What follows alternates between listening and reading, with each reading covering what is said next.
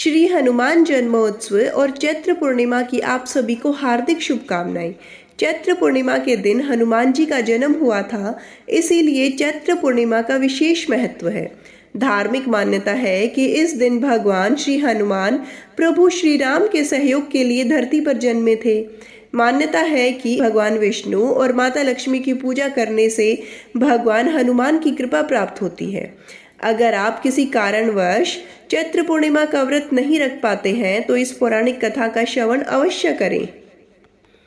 काशीपुर नगर के एक गरीब ब्राह्मण को भिक्षा मांगते देखकर भगवान विष्णु जी स्वयं एक बूढ़े ब्राह्मण के रूप में उस निर्धन ब्राह्मण के पास गए और कहने लगे, हे विप्र, श्री सत्यनारायण भगवान मनोवांछित फल देने वाले हैं। तुम उनका व्रत पूजन करो, जिसे करने से मनुष्य सब प्रकार के दुखों से मुक्त हो जाता है। इस व्रत में उपवास का भी अपना महत्व है, किंतु उपवास में मात्र भोजन न लेना ही नहीं समझना चाहिए।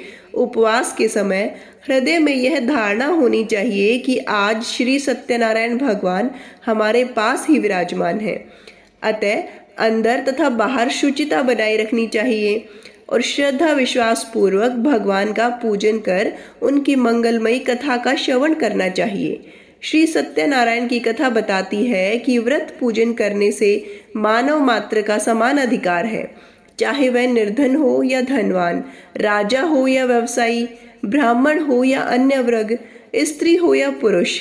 यही स्पष्ट करने के लिए इस कथा में निर्धन ब्राह्मण, गरीब लकड़हारा, राजा उल्कामुख, धनवान व्यवसायी, साधु वैश्य, उसकी पत्नी लीलावती, पुत्री कलावती, राजा तुंगध्वज एवं गोप गणों की कथा का समावेश किया गया है।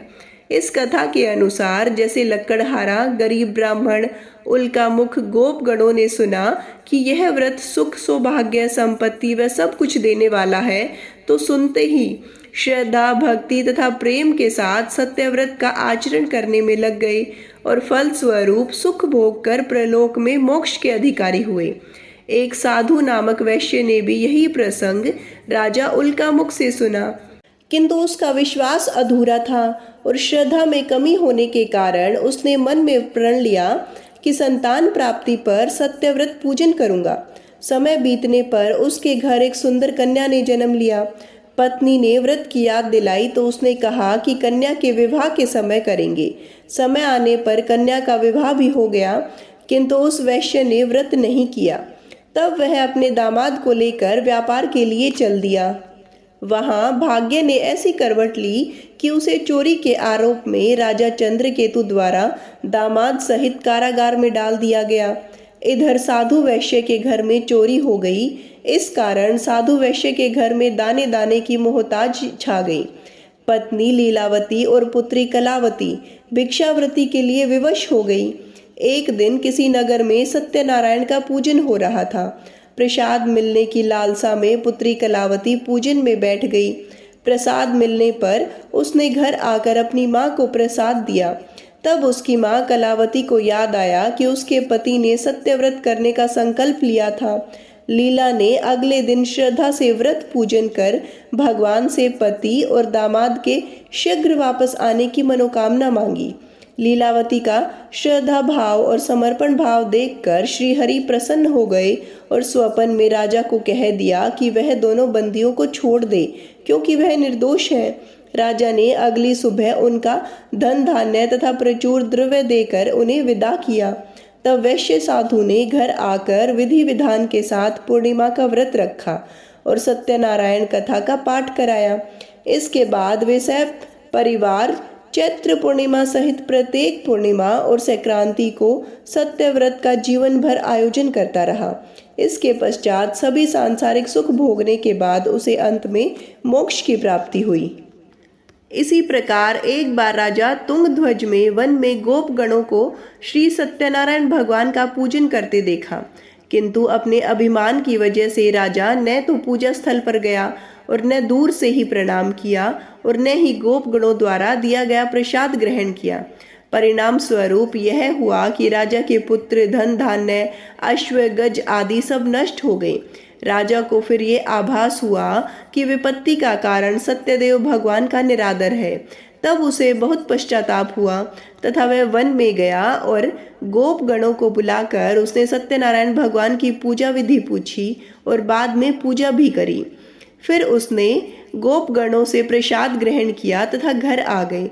उसने देखा कि विपत्ति टल गई है और उसकी सारी संपत्ति तथा जन सुरक्षित हो गए हैं।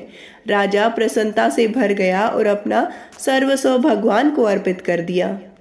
एक अन्य पौराणिक कथा के अनुसार एक नगर में सेठ सेठानी रहते थे। सेठानी रोजाना भगवान श्री हरि की पूजा भक्ति भाव से किया करती थी, लेकिन सेठानी का पूजा पाठ करना उसके पति को बिल्कुल भी पसंद नहीं था। इस कारण एक दिन सेठ ने उसे घर से निकाल दिया। सेठानी घर से निकलकर जंगल की ओर चल दी। रास्ते में सेठानी ने देखा कि जंगल में 4 आदमी मिट्टी खोद रहे हैं। यह देखकर सेठानी ने उनसे बोला कि आप लोग मुझे किसी काम पे रख लो भाई। सेठानी के कहने पर उन्होंने सेठानी को नौकरी पर रख लिया, लेकिन सेठानी बहुत कोमल थी, इस वजह से उसके हाथों पर छाले पड़ गए। यह देख चारों आदमियों ने सेठानी से काम छोड़ने की बात कही। उन्होंने कहा कि इसकी जगह तुम हमारे घर का काम कर दो। सेठानी के मान जाने पर वे उसे अपने घर ले गए। वहां वे चारों आदमी 4 मुट्ठी चावल लाते और उसे बांट कर खा लेते। यह देख सेठानी को बहुत बुरा लगता। इसे देख सेठानी ने उन चारों आदमियों को 8 मुट्ठी चावल लाने को कहा। सेठानी की बात मानकर चारों आदमी 8 मुट्ठी चावल लाए। इन चावलों का सेठानी ने भोजन बनाया और भगवान श्री हरि विष्णु को भोग लगाकर सभी आदमियों को परोस दिया। इस बार चारों आदमियों को भोजन बहुत स्वादिष्ट लगा और सेठानी से खाने की तारीफ करते हुए इसका राज पूछा, तो सेठानी ने कहा कि यह भोजन भगवान विष्णु का जूठा है, इसी वजह से यह आपको स्वादिष्ट लग रहा है। उधर सेठानी के जाने के बाद से सेठ भूखा रहने लगा। आसपास के लोग उसे ताने मारने लगे कि यह पत्नी की वजह से ही खाना खा रहा था। लोगों की बातें सुन सेठ सेठानी को जंगल में देखने के लिए निकल गया। रास्ते में उसे वही 4 आदमी मिट्टी खोदते हुए दिखाई दिए। सेठ ने उन्हें कहा कि तुम मुझे काम पर रख लो भाई। तब चारों आदमियों ने उसे भी काम पर रख लिया, लेकिन सेठानी की तरह मिट्टी खोदने में सेठ के हाथों में भी छाले पड़ गए। यह देखकर उन्होंने सेठ को भी घर का काम करने की सलाह दी। सेठ भी उनकी बात मानकर उनके घर चल दिया। घर पहुंचकर सेठ ने सेठानी को पहचान लिया, लेकिन सेठानी घूंघट में होने के कारण सेठ को पहचान नहीं पाई। हर दिन की तरह इस बार भी सेठानी ने भगवान विष्णु को भोग लगाकर सभी को खाना परोस दिया, लेकिन जैसे ही सेठानी सेठ को खाना परोसने लगी तो भगवान विष्णु ने सेठानी का हाथ पकड़ लिया और कहा कि यह तुम क्या कर रही हो। सेठानी बोली, मैं कुछ नहीं कर रही, मैं तो भोजन परोस रही हूँ। चारों भाइयों ने सेठानी से कहा कि हमें भी भगवान विष्णु के दर्शन कराओ।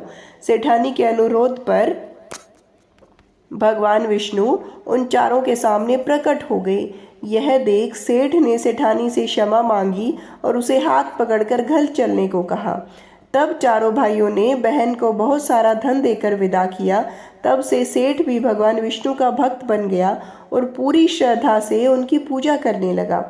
इससे उसके घर में फिर से धन की बरसात होने लगी। ऐसी मान्यता है कि इस दिन व्रत रखने से सत्यनारायण भगवान के साथ हनुमान जी, प्रभु श्री राम और माता सीता की भी कृपा प्राप्त होती है। तो बोलिए श्री सत्यनारायण भगवान की जय, सियावर रामचंद्र की जय, बोलिए हनुमान जी महाराज की जय।